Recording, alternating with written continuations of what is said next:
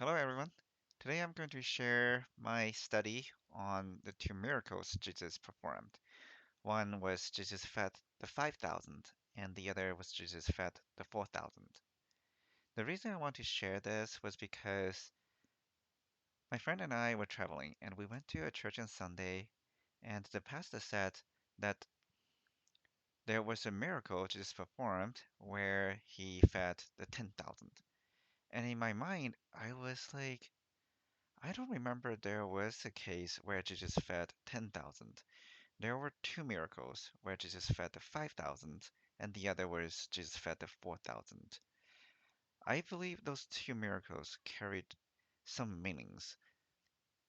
In Mark 8:14 to 21, Jesus actually mentioned those two miracles.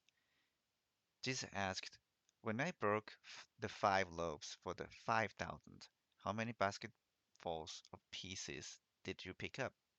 12, they replied. And when I broke the 7 loaves for the 4,000, how many basketfuls of pieces did you pick up? They answered, 7. And then Jesus said to them, Do you still not understand? Now let's look at the first miracle. Jesus fed the 5,000. In the story, Mark mentioned that they went to a solitary place.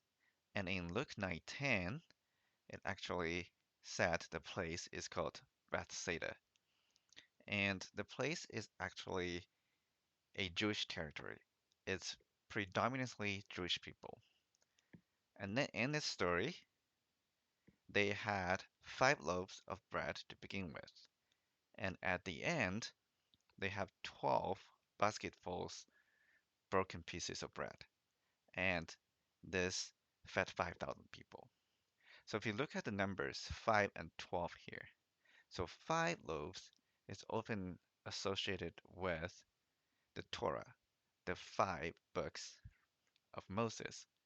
And then there are 12 basketful of broken pieces.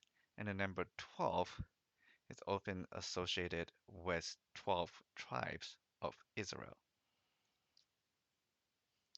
Now let's look at our second story where Jesus fed the 4,000. So this story happened in a place called Decapolis. So you can actually tell the location by referring back to Mark 7:31 or Matthew 15:29.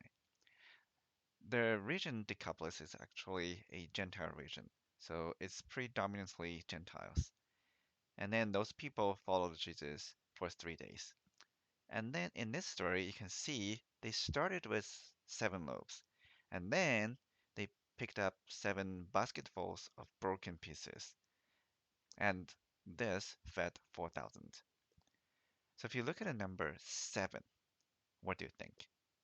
Right? So if you go back to the Genesis story, 7 actually means completeness, right? On the seventh day, God completed the creation and he took a Sabbath and called it very good. So now let's compare the two miracles. Jesus fed the 5,000, Jesus fed the 4,000.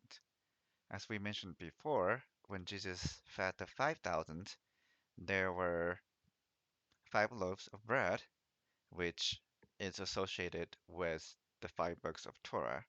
And then there were 12 baskets left over, and 12 normally is associated with 12 tribes of Israel.